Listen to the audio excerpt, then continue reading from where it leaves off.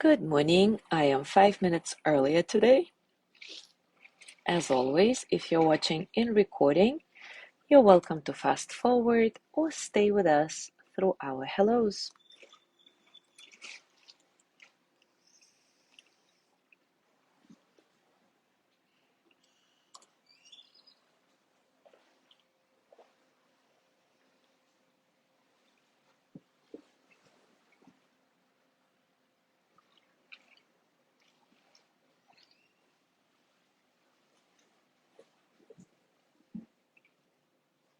Good morning, Joey.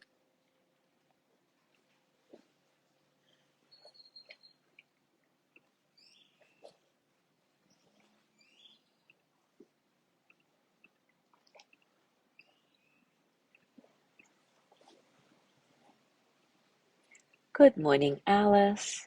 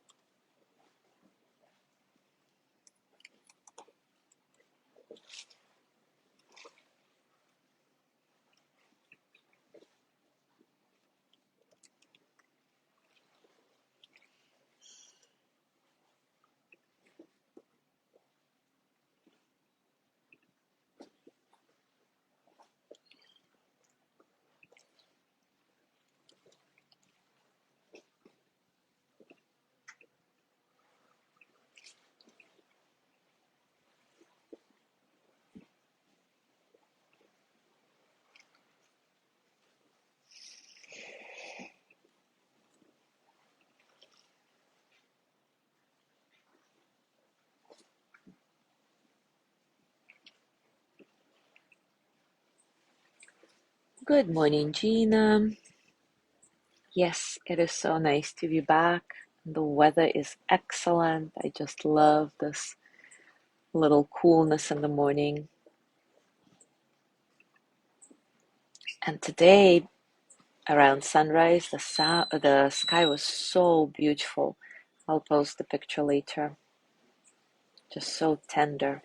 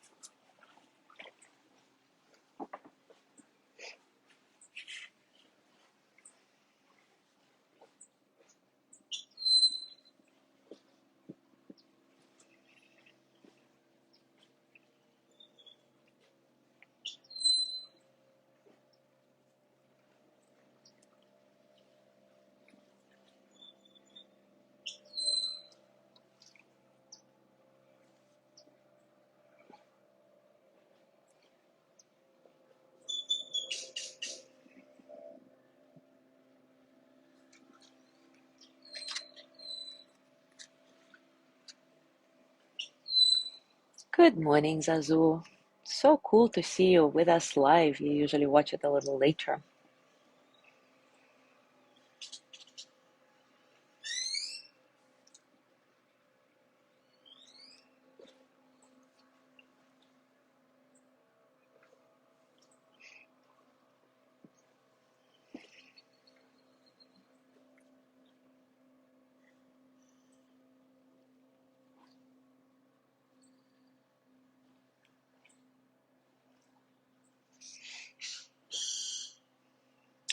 All right, well, it is time for us to start. And today we will introduce a new concept into our study of mindful self-compassion. It's called backdraft. Backdraft refers to distress that arises when we give ourselves compassion. In the past couple of weeks that we've been practicing self-compassion, you have already probably noticed that when you do this practice, sometimes it feels really good, sometimes you may feel nothing at all, and sometimes you actually feel quite bad. And that's all totally normal and common. Of course, pleasant feelings while practicing self-compassion make sense because, in general, compassion is a positive emotion by definition, right? And sometimes we may feel nothing at all during the practice because we are distracted or just emotionally closed, which again is normal.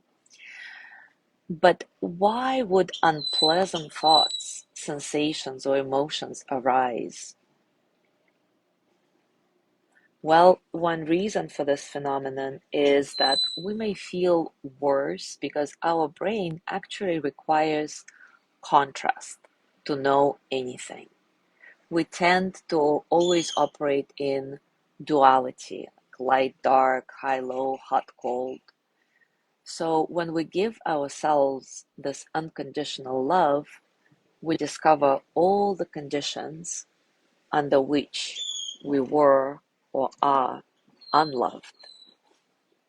If we say to ourselves, may I love myself just as I am, often in parallel with that, we hear our inner critic's voice. Don't be so full of yourself. How can I love myself just as I am if I have so many flaws that need improving, right? And that is totally normal too.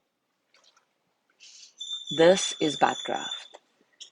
It is actually a term that firefighters use to describe what happens when a fire has used all available oxygen and then a door opens or a window opens and fresh oxygen is introduced.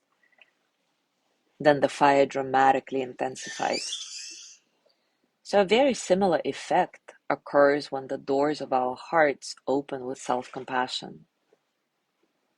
We hold a lot of pain in our heart, often old wounds that we have pushed aside in order to function in our daily lives. But when we feel loved and the doors of our heart open, the new love goes in and all this pain comes out.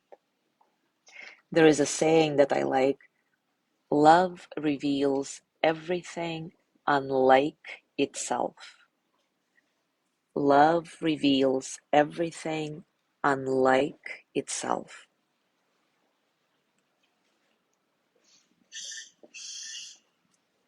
It's important to understand that these difficult thoughts or feelings are not really created by the practice of self-compassion. They are simply illuminated by it. We can use a less dramatic metaphor to describe backdraft or this difficulty while practicing. For example, what happens when our hands become numb in very cold weather? Then when we begin to warm up, the hands actually start hurting. And this pain is a good sign because it means that our hands are warming up. In the same way, we may have become numb to the pain in our lives. And when we warm up with self-compassion, all this hidden pain reveals itself as well. Backdraft can be experienced mentally, emotionally, or physically. For example, thoughts like, I'm a failure, I'm unworthy of unconditional love or any love at all, are part of our mental backdraft. Emotions that arise through the practice, emotions of shame, fear, grief, those are part of emotional backdraft. And finally, we can experience physical discomfort or even pain as our body wakes up to our kindness and love. And that's, of course, physical backdraft. So let's explore this concept right now with a practice of self-compassion break, paying particular attention to this backdraft concept. And please remember that backdraft is normal. Don't try to push it aside, don't try to avoid it. It is part of our healing process as we transform our old wounds. We first activate them with mindfulness and self-compassion, and then we meet them again with mindfulness and self-compassion. In this way, we give ourselves an opportunity to reparent ourselves, to give ourselves the kindness and understanding and love we may have missed earlier in our lives. So take a very comfortable position. Take a few moments to let yourself land softly into right here, right now, into your body. Let yourself be rocked by the natural rhythm of your breathing, in and out, in and out, like the sea, comforting, nourishing, calming. Gently scan your body and notice what's going on for you right now, physically, emotionally, mentally. How are you?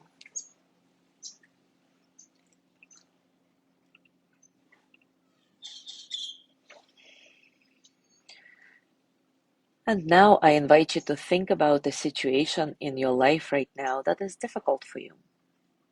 And remember to pick something that is difficult but not overwhelmingly challenging. So, what's the situation for you? Think of all the details. Really bring the situation to life in your mind's eye.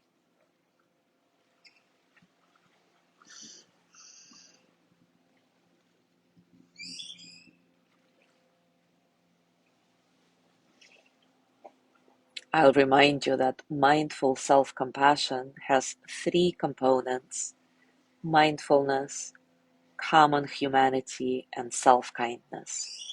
So as always, we will go through these three steps gradually.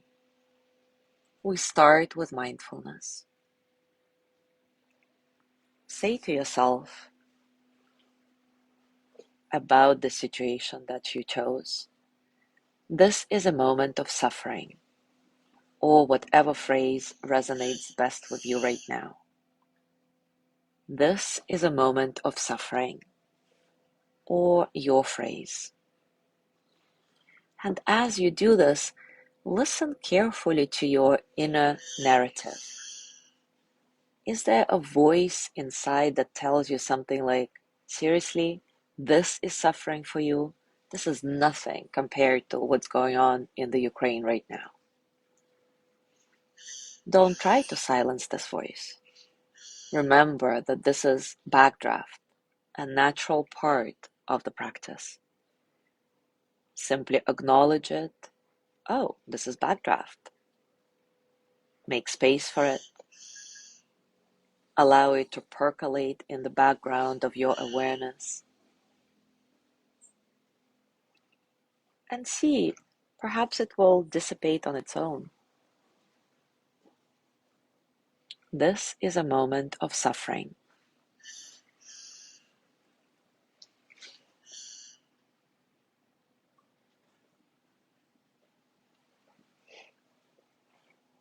Now we bring common humanity into the mix by saying something like, suffering is a part of life.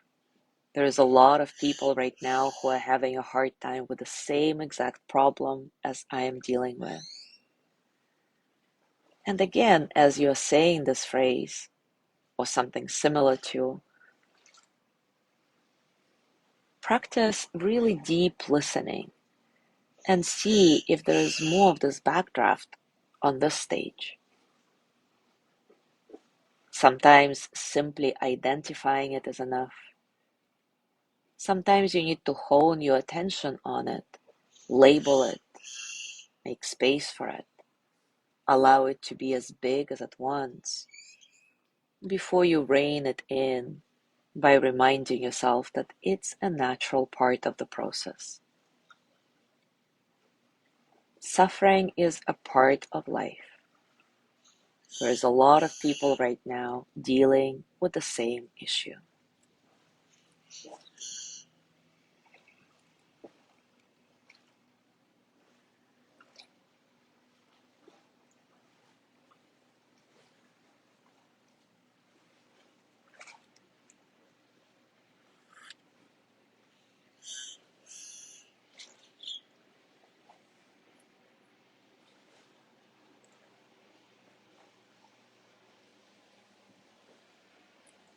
And now we bring in self-kindness.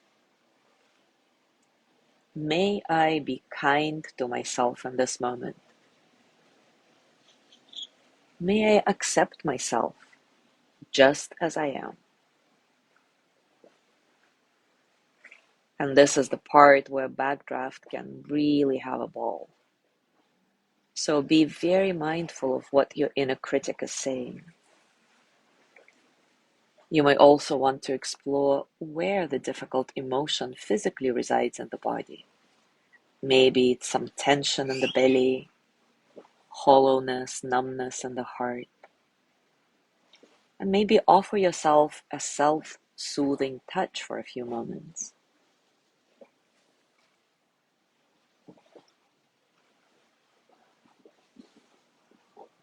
May I be kind to myself in this moment. May I accept myself just as I am.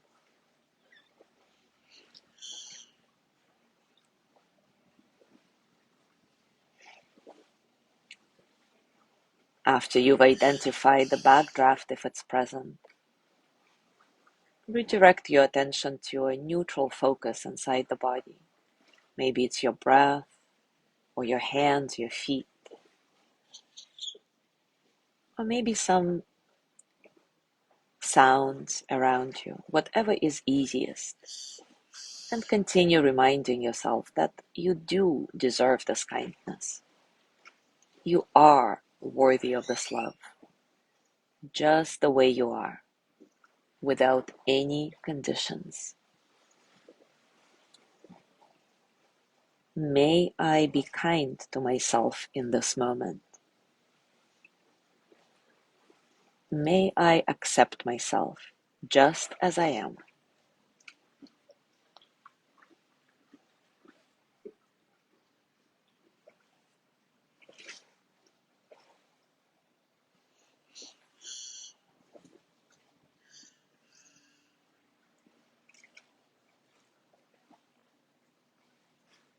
Now gently scan your body once again and notice how you're feeling right now, allowing any sensations to be just as they are, pleasant, unpleasant, neutral. Allowing yourself to be just as you are in this moment.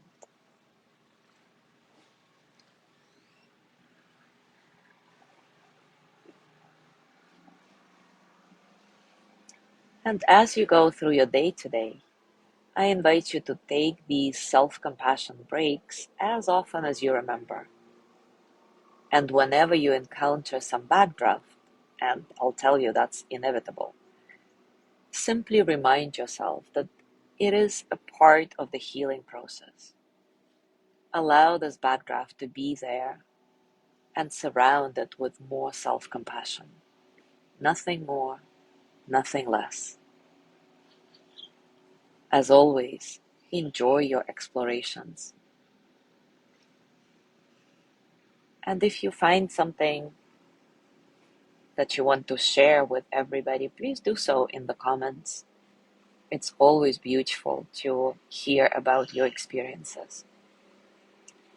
Thank you so much for being here today. Have a gorgeous day, and I will see you tomorrow.